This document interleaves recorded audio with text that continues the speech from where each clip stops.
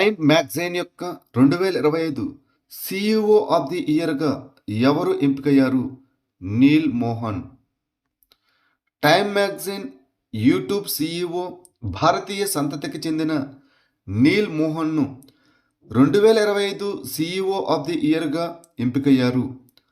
Stanford విద్య నుండి double click, Google మరియు యూట్యూబుల్లో నాయకత్వ పాత్రలకు నీల్ మోహన్ ప్రయాణం అతని సాంకేతిక నైపుణ్యం మరియు వ్యూహాత్మక దూరదృష్టి యొక్క మిశ్రమాన్ని ప్రతిబింబిస్తుంది.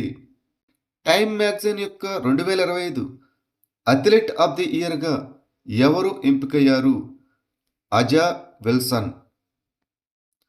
బాస్కెట్బాల్ చరిత్రలో అత్యంత ఆధిపత్య సీజన్లో ఒకదానిని అందించినందుకు మరియు ఆమె నాయకత్వం అదేవిధంగా సాంస్కృతిక ప్రభావం ద్వారా మహిళల క్రీడలను మార్చినందుకు అజా విల్సన్ టైమ్ మ్యాగజైన్ యొక్క 2025 అథ్లెట్ ఆఫ్ ది ఇయర్గా ఎంపికయ్యారు. అదే సీజన్లో championship, defensive player of the year మరియు స్కోరింగ్ టైటిల్ గెలుచుకున్న మొట్టమొదటి క్రీడాకారిణిగా ఆమె నిలిచింది. టైమ్ మ్యాగజైన్ యొక్క 2025 ఎంటర్టైనర్ ఆఫ్ ది ఇయర్గా ఎవరు ఎంపికయ్యారు? Leonardo DiCaprio. Leonardo DiCaprio Time magazine యొక్క 2025 ఎంటర్టైనర్ ఆఫ్ ది ఇయర్గా ఎంపికయ్యాడు. వన్ బ్యాటిల్ ఆఫ్టర్ అనదర్లో అతని అద్భుతమైన 2025 ప్రదర్శనను మాత్రమే కాకుండా భావోద్వేగ లోతు మరియు పునఃసృష్టి ద్వారా నిర్వచించబడిన 3 దశాబ్దాల కెరీర్ను జరుపుకున్నాడు. అతను హాలీవుడ్లో అత్యంత ప్రభావవంతమైన నటుల్లో ఒకరిగా కొనసాగుతున్నాడు. 6వ జాతీయ EMRS cultural and literary festival మరియు కళా ఉత్సవైన ఉద్భవ్ 2025 ఎక్కడ జరిగింది? ఆంధ్రప్రదేశ్, గుంటూరు జిల్లా. 6వ జాతీయ ఈఎంఆర్ఎస్ సాంస్కృతిక అండ్ సాహిత్య ఉత్సవం మరియు కళా ఉత్సవం అయిన ఉద్భవ్ 2025 ఆంధ్రప్రదేశ్లోని గుంటూరులో డిసెంబర్ 3 నుంచి 5, 2025 వరకు విజయవంతంగా జరిగింది. దీనిని గిరిజన వ్యవహారాల మంత్రిత్వ శాఖకు చెందిన national education society for tribal student నిర్వహించింది. ఉద్భవ్ 2025లో తెలంగాణ మొత్తం పథకాల జాబితాలో అగ్రస్థానంలో నిలిచింది. దాని తర్వాత జార్ఖండ్, ఒడిస్సా, ఛత్తీస్గఢ్ మరియు మధ్యప్రదేశ్ రాష్ట్రాలు నిలిచాయి. సూర్యుడిని అధ్యయనం చేయడానికి భారతదేశం ప్రారంభించిన మొట్టమొదటి సౌర అబ్జర్వేటరీ మిషన్ పేరు ఏమిటి? ఆదిత్య L1. భారతదేశంలోని మొట్టమొదటి సౌర అబ్జర్వేటరీ అయిన ఆదిత్య L1 మే 2024 సౌర తుఫాను ఎందుకు అసాధారణంగా ప్రవర్తించిందో శాస్త్రవేత్తలకు అర్థం చేసుకోవడానికి ఇది సహాయపడింది. సౌర తుఫాను అనగా సూర్యుడు బయటకు పంపిన కణాలు, శక్తి అనగా ఎనర్జీ, అయస్కాంత క్షేత్రాలు మరియు సౌర పదార్థాల ఆకస్మిక విస్ఫోటనం. ఈ సౌర తుఫానులు సౌర జ్వాల, రేడియేషన్ తుఫాను లేదా కరోనల్ మాస్ ఎజెక్షన్ను ఉత్పత్తి చేస్తాయి.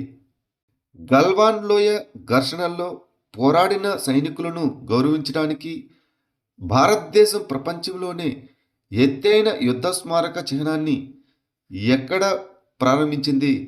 లడఖ్. 2020 జూన్ 15న చైనా దళాలతో జరిగిన గాల్వాన్ లోయ ఘర్షణల్లో మరణించిన 20 మంది సైనికుల గౌరవార్థం లడఖ్లో ప్రపంచంలోని ఎత్తైన యుద్ధ స్మారక చిహ్నాన్ని భారతదేశం ప్రారంభించింది. దీనిని భారత్ రణభూమి దర్శన్ ఇనిషియేటివ్ కింద నిర్మించారు. ఇది త్యాగం మరియు శౌర్యాన్ని సూచించే ఎరుపు మరియు నలుపు గ్రానైట్తో తయారు చేయబడింది మరియు దైవిక శక్తిని, అదేవిధంగా హిమాలయాలను ప్రతిబింబించే త్రిశూలం మరియు దమ్రు ఆకారంలో రూపొందించబడింది. రష్యా ఇంటర్నేషనల్ బిగ్ క్యాట్ అలయన్స్లో 19వ సభ్యదేశంగా చేరింది. ఈ కూటమిని ఏ దేశం ప్రారంభించింది? భారతదేశం. అంతరించిపోతున్న బిగ్ క్యాట్లను రక్షించడానికి భారతదేశం నేతృత్వంలోని ప్రపంచ ప్రయత్నాలను బలోపేతం చేస్తూ రష్యా ఇంటర్నేషనల్ బిగ్ క్యాట్ అలయన్స్లో 19వ సభ్యదేశంగా చేరింది.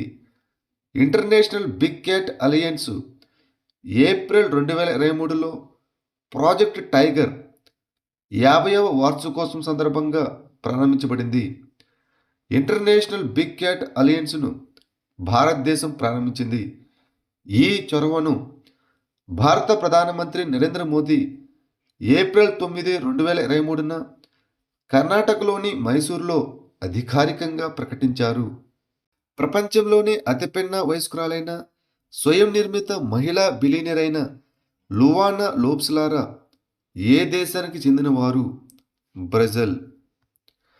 ప్రపంచంలోనే అతిపెన్న వయస్కురాలైన స్వయం నిర్మిత మహిళా బిలియనర్ అయిన లువానా లోప్స్లారా బ్రెజిల్ దేశానికి చెందినవారు. ఆమె ఇటీవల $11 బిలియన్ విలువను చేరుకున్న నియంత్రిత అంచనా మార్కెట్ ప్లాట్ఫామ్ అయిన కల్సీకి సహ వ్యవస్థాపకురాలు. ఇది ఆమెను బిలియనర్ ర్యాంకుల్లోకి నడిపించింది. ఇజ్రాయెల్ నిఘా సంస్థ అయిన మొసాదు యొక్క కొత్త అధిపతిగా ఎవరు నియమితులయ్యారు? Roman Goffman.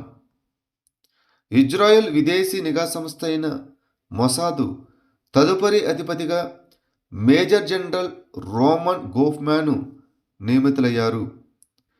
ప్రస్తుత డైరెక్టర్ అయిన డేవిడ్ బార్నియా నుండి ఆయన బాధ్యతలను స్వీకరించనున్నారు. డిసెంబర్ 2025లో అన్ని థర్మల్ పవర్ ప్లాంట్లు 5 నుండి 7% వెదురు, బయోమాస్ లేదా బొగ్గుతో కలపాలని ఏ రాష్ట్రం ఆదేశించింది? మహారాష్ట్ర. మహారాష్ట్ర వెదురు పరిశ్రమ విధానం 2025 ప్రకారం థర్మల్ విద్యుత్ ప్లాంట్లు 5 నుంచి 7% వెదురు ఆధారిత బయోమాస్ లేదా బొగ్గుతో కలపాలని 2025 డిసెంబర్ 2 నుంచి మహారాష్ట్ర ఆదేశించింది. బొగ్గు ఉద్గారాలను తగ్గించడానికి వెదురును మొదటిసారిగా రాష్ట్ర ఎనర్జీ మిశ్రమంలో అధికారిక భాగంగా చేస్తుంది. ఉద్యోగాలను సృష్టించడం, వెదురు పరిశ్రమలను పెంచడం మరియు గ్రీన్ పెట్టుబడులు, అదేవిధంగా కార్బన్ క్రెడిట్ మార్కెట్లను ఆకర్షించడం దీని యొక్క లక్ష్యం. ఎఫ్ఐహెచ్ పురుషుల జూనియర్ హాకీ ప్రపంచ కప్ 2025ను ఏ దేశం గెలుచుకుంది? జర్మనీ. జర్మనీ అంతర్జాతీయ హాకీ సమైక్య పురుషుల జూనియర్ హాకీ ప్రపంచ కప్ 2025ను గెలుచుకుంది. నిర్ణీత సమయంలో 1-1తో డ్రా అయిన తర్వాత షూటౌట్లో స్పెయిన్ను 3-2 తేడాతో ఓడించింది. నవంబర్ 28న ప్రారంభమైన 13 రోజుల టోర్నమెంటును చెన్నైలోని మేయర్ రాధాకృష్ణన్ స్టేడియంలో ఫైనల్ జరిగింది. భారతదేశం అర్జెంటీనాను 4-2 తేడాతో ఓడించి కాంస్య పతకాన్ని గెలుచుకుంది. ఇది వారి మొదటి కాంస్య పతకంగా నిలిచింది. గ్రామీణ తాగునీటి పాలనను మార్చడానికి జలశక్తి మంత్రిత్వ శాఖ ప్రారంభించిన మొబైల్ అప్లికేషన్ పేరు ఏమిటి? సుజలాం భారత్ యాప్. జలజీవన్ మిషన్ కింద గ్రామీణ తాగునీటి పాలనను మార్చే లక్ష్యంతో రూపొందించిన డిజిటల్ ప్లాట్ఫామ్ సుజలాం భారత్ యాప్ను కేంద్ర జలశక్తి మంత్రి శ్రీ సిఆర్ పాటిల్ ప్రారంభించారు. Bhaskaracharya national institute for space application and geo informatic మద్దతుతో ఈ యాప్ అభివృద్ధి చేయబడింది. 2025 స్క్వాష్ ప్రపంచ కప్ ఆతిథ్యం ఇచ్చే భారతీయ నగరం ఏది? చెన్నై. స్క్వాష్ ప్రపంచ కప్ 2025కు మొట్టమొదటి జ్యూరీ సభ్యుడిగా ఛత్తీస్గఢ్కి చెందిన విష్ణుకుమార్ శ్రీవాస్తవ్ నామినేట్ అయ్యారు. ఈ కార్యక్రమం 2025 డిసెంబర్ 9 నుంచి 14 వరకు చెన్నైలో జరుగుతుంది. దీనిని వరల్డ్ స్క్వాష్ ఫెడరేషన్ ఆధ్వర్యంలోని squash rackets federation of India నిర్వహిస్తుంది. ఈ స్క్వాష్ ఇటీవల ఒలింపిక్స్లో చేర్చబడింది. మిషన్ వాటర్ షెడ్ పునర్జీవనాన్ని ఇటీవల ఏ రాష్ట్రంలో ప్రారంభించారు? నాగాలాండ్. మిషన్ వాటర్ షెడ్ పునరుద్ధరణ ఇటీవల నాగాలాండ్ రాష్ట్రంలో ప్రారంభించబడింది. డిసెంబర్ 8, 2025న కోహిమాలో జరిగిన రాష్ట్ర స్థాయి వాటర్ షెడ్ మహోత్సవ్ 2025 కార్యక్రమంలో భాగంగా ఈ మిషన్ ప్రారంభించబడింది. సాంప్రదాయ నీటి వనరులను పునరుద్ధరించడం, క్షీణించిన భూములను పునరుద్ధరించడం మరియు సమాజ భాగస్వామ్యం ద్వారా నీటి పెంపకం వ్యవస్థలను బలోపేతం చేయడం దీని యొక్క లక్ష్యం. గ్రామ సభ మరియు పంచాయతీ సమావేశాల స్వయంచాలక సారాంశం కోసం ప్రభుత్వం ప్రారంభించిన ఏఐ ఆధారిత సాధనం పేరు ఏమిటి? సబ్సార్. రాష్ట్రాలు మరియు కేంద్రపాలిత ప్రాంతాల్లో 92,376 గ్రామ పంచాయతీలు సబ్సార్ సాధనాన్ని ఆటోమేటెడ్ సమావేశ సారాంశం కోసం ఉపయోగించాయని పంచాయతీరాజ్ మంత్రిత్వ శాఖ తెలియజేసింది. ఇది 14 ఆగస్టు 2025న ప్రారంభించబడింది. ఈ సబ్సార్ అనేది ఏఐ ఆధారిత వాయిస్ టు టెక్స్ట్ సాధనం.